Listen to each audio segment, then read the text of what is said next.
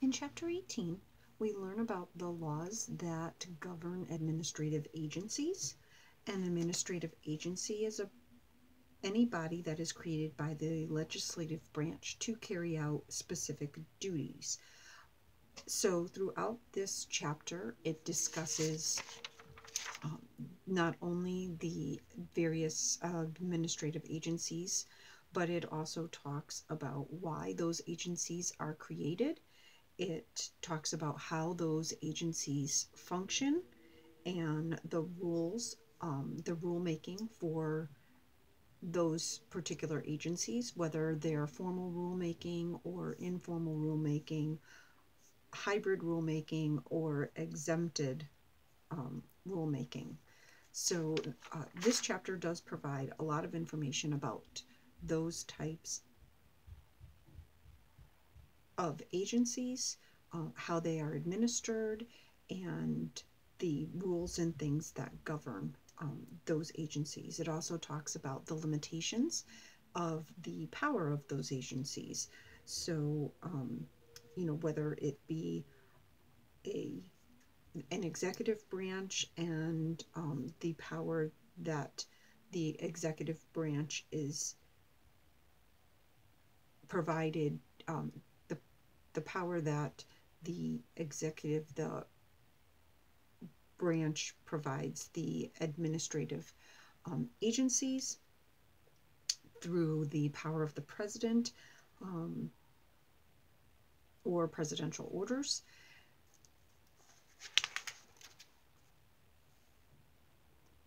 Chapter 19, we shift our focus to the employment relationship and immigration law. I found this chapter very interesting and very pertinent, as a lot of this information affects me on a daily basis as I am dealing with the employer-employee relationship, as I deal with the concerns and regulations that govern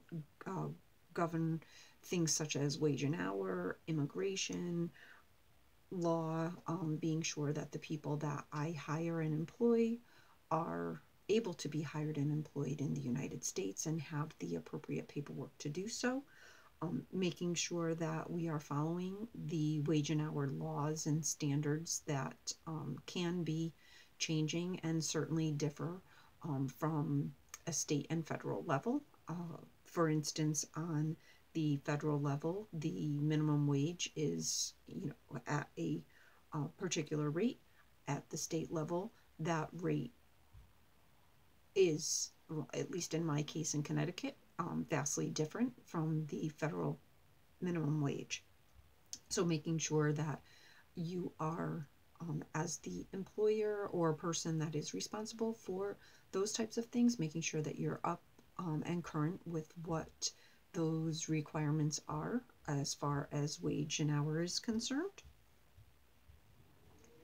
The areas that surround workers' compensation law and the requirements that each state may have for those laws. This is something that I have dealt with fairly recently on a business level, as I had an individual who was injured on the job, and it was a workers' compensation claim. So knowing how to go about that process and making sure that you're able to function within that process, providing all of the necessary documentation and information that those people need to be able to secure those benefits is of extreme importance. Making sure that as an employer that you have that type of coverage and insurance as well for your business is, again, certainly an important thing. The information surrounding FMLA, again, extremely important. For me, it is not a current concern because we employ less than 50 individuals. So that is not something that, it's not a law that we need to follow. However, perhaps trying to structure yourself within the guidelines of FMLA and what it's providing may be a benefit to your company. While you may not have those particular number of employees that are required to meet that benefit, it may be something that you're interested in trying to mirror for your employees. And then the OSHA requirements, certainly these are things that individual businesses are dealing with on a daily basis. So again, making sure that you're current and know what the laws are and that are governing those particular situations for your business. I found and certainly still do find, the area of employee privacy rights very interesting. And, knowing that you can still be affected, even if you do have a good privacy policy, it may not be sufficient from keeping you from being sued or having situations like that arise against you as a company. And then drug testing, this again is another area that we have as a business explored, and knowing what the rules are that are surrounding that type of testing, specifically where it talks about random testing being controversial. This is certainly an area that I have had experience with, because how do you establish that that type of policy? How do you adhere to that type of policy, especially in a small business, without it appearing that there may be some, ulterior motives and that type of thing. So I think a lot of the companies that I am familiar with actually outsource that type of the drug testing, and especially where it's related to random drug testing, to be sure that as an employer they have kind of stepped away from the potential accusations that they could have for the perception that maybe testing wasn't done on a random basis.